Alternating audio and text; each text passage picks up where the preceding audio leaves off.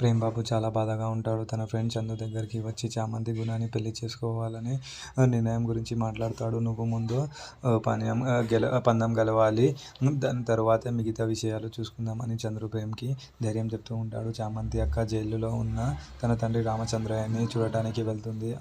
ఆస్తుల డీటెయిల్స్ కోసం తను అక్కడ వచ్చి అని తండ్రి గ్రహిస్తాడు. రామచంద్రయ్య తన కూతురి మీదకి కత్తి పెట్టి చామంతి ఎందుకు గుణాన్ని పెళ్లి చేసుకుంది అని నిలదీసి అడుగుతూ ఉంటాడు. అయితే భయంతో అనన్య నిజం కక్కేస్తూ ఉంటుంది. చామంతి గుణాన్ని పెళ్లి చేసుకోకపోతే నిన్ను జైల్లో చంపేస్తాను అని చాలా వార్నింగ్ ఇస్తూ ఉంటుంది. అయితే తిరుపతి ఒక ఖైదీని చంపడం చామంతి చూసి అని ఆ విషయం కోర్టులో చెప్పకుండా రామచంద్రయ్య ప్రాణాలని అడ్డం పెట్టుకొని తిరుపతి బెదిరించాలని రామచంద్రకి తెలుస్తూ ఉంటుంది. నా కోసం నా బిడ్డ ఇంత త్యాగం చేసింది అని రామచంద్ర చాలా ఎమోషనల్గా అవుతూ ఉంటాడు. తన వల్ల కూతురి ప్రేమ ఓడిపోకూడదు అనే నిర్ణయం చేసుకొని రామచంద్రయ్య అనన్య మీద కత్తిపెట్టి జైలు గేట్ నుండి తప్పించుకోవడానికి ప్రయత్నిస్తూ ఉంటాడు. మరి నెక్స్ట్ ఏం జరుగుతుందో చూద్దాం.